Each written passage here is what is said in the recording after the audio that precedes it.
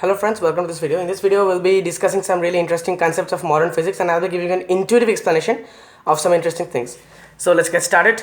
Here are two empty jars, right? And here we have 5 differently colored balls. Okay, so red, blue, green, yellow and orange. If I ask you, you place all the 5 balls in one jar and no balls in the other jar. There are how many possible configurations? 2. I can either place all these 5 balls in this jar and nothing here, or I can place all the balls in this jar or container, whatever, and nothing here. So there are 2 possible configurations, right? Now if I say you can place 3 balls in one jar and 2 balls in the other, right? So now the number of possible configurations go up dramatically, because there are 5 different colors, so it's just a concept of permutation and combination, right? I can place these 3 balls here and the rest to here, or I can place these 3 balls here and the rest to here. So there are many different combinations due to the colors. If all the balls were same in color, then that would be a different case, right?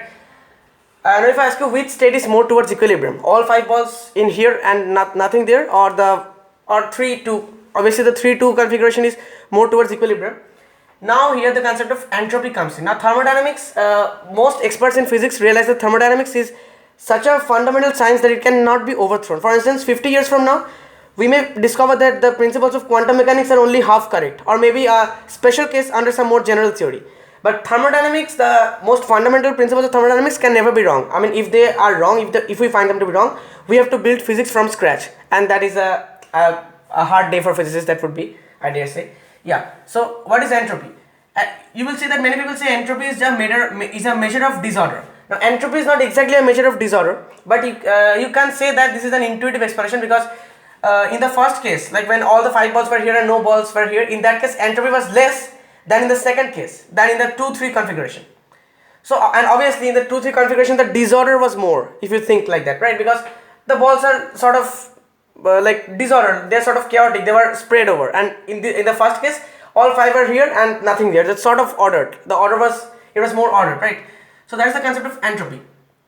But disorder is a measure of disorder. That's a good point. But the rigorous definition of entropy is related to information. Now in modern physics or in modern science, we have a different definition for information. Information is the first of all, let me tell what is information very fundamentally. Very fundamentally, information is the thing by virtue of which we can differentiate between 2 things. We can differentiate between the carbon atom and the hydrogen atom only due to the information in their electronic configurations, number of electrons and so on and so forth, number of protons, etc. So that is information. If there were no information, like we're going to differentiate between things, everything would be like blank sort of, right? And that is what information is. And more rigorously, information can be defined as like Claude Shannon and then von Neumann, many these great mathematicians, they give the idea, modern idea. Information is the reduction of uncertainty. Once you know the information, before getting the information you are uncertain, right? So that's the concept. Now information, you can define it like this. Suppose you have to ask, let me give you an example. You have to ask some questions to find your answer, and that question can be such that the answer can either be true or false. Like if I ask someone, suppose if I ask Einstein, is your name Einstein? So the answer can either be yes or no. But if I ask what is your name, then there needs to be an infinitely long list. Like, is your name this? No. This? No. And like this, after some infinite number of names, he will say yes. So information can be defined like that. It's basically I is log base 2 of m, where m is that, like, I is the information, and log base 2 y, log to the power base 2 y2, because there can be 2 possible answers, and m is your, like, the number of possible arrangements that you need, right? I mean the number of you can intuitively, the number of questions you need to ask to be successfully able to guess at the answer, like that. And information is like, and yeah, by the way, this can also intuitively tell you why entropy is also S equals k log w. W is the possible arrangements and k is your Boltzmann constant, and here S is your entropy, right? So entropy is deeply related with information, deeply related, yeah. And so that's the concept of information. And information is also like, for instance, if I write, if you can read this message, I think you can, I have written it, I have constructed it, but I think you can get the meaning. So that means this is the effective information. And if I write like this, if you, these things, just the grammatical formalities, that means this is a redundant, right? So that's why most languages, including English, they are redundant, right? So now I think you have an idea of what entropy is, what information is. Now coming to the information paradox. What is information paradox?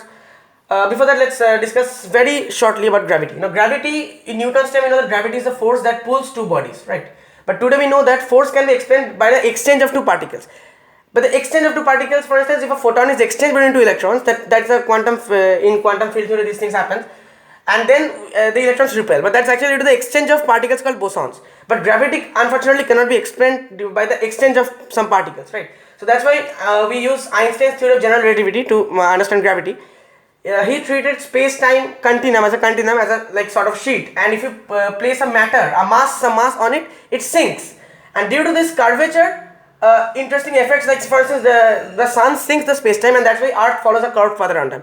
So this space-time curvature is the key to understand gravity. Gravity is a theory of geometry, like in general relativity. But today, some scientists are suggesting, like Eric Verlinde and many modern physicists, that gravity might be an entropic force. What is an entropic force? Entropic force basically means emergent force. That means gravity is a force which is emerging out of a system due to the principles of thermodynamics. So thermodynamics is the key. Gravity is emerging out of the system. Like, see, entropy increases in our universe. Why? Because it's obvious. Our universe is expanding, so the number of possible entropy, basically the number of possible arrangement. It is directly proportional to the number of possible arrangements. Like, so our universe is expanding. Obviously, the number of possible arrangements is increasing. Disorder is increasing. So entropy is also increasing in our universe. Entropy, obviously, it must always increase. Entropy can never decrease, and it can, and even at normal temperatures, it cannot stop also. Like, it cannot remain constant also, right? So entropy is always increasing. But yeah, so gravity may be a consequence of this. So that's why gravity, we cannot reconcile gravity. There are four fundamental forces as of now: gravity and the other three forces, weak nuclear, strong nuclear, and electromagnetic. So those three forces have been explained by quantum field theory in a single theory, single framework, single theoretical framework. But gravity cannot be reconciled with them. That's a major problem. Why gravity cannot be reconciled? Because the answer may be that the gravity is not a fundamental force at all. That's why gravity is an entropic force. It's a different story altogether. So that can be the case. Now, what is the information paradox? Right, very interesting concept. So, like I said, according to the modern definition of information, so I think it must have occurred to you that according to physics, information cannot be destroyed. That is like you can say, the most fundamental law, and you can also get this idea from thermodynamics also. It's the most fundamental law of physics. Information cannot be destroyed. But in the black hole, I think you have some idea of black hole, else you can do some study. I have in my channel also, you'll find some videos related to that. So a black hole does the opposite. Black hole does not help us to differentiate things. Black hole pulls in everything, and inside the black hole there is just like nothing. We don't know what is there. So information is lost. Information of the objects that fall through the black hole, it's lost forever. So where does this information go? Now maybe there are some, suppose there is a black hole, there is a singularity. So maybe the objects pass through the singularity through some wormhole, and then there is a white hole or another opening, and maybe through that it passes through some other universe, some parallel universe or baby universe, and maybe there is a system of multiverse, and in this system as a whole, information is conserved indeed. Maybe that can be the case. But in our universe, if we see, information is indeed destroyed. But the most promising approach is the holographic principle. This principle basically says that our 3D reality is an illusion.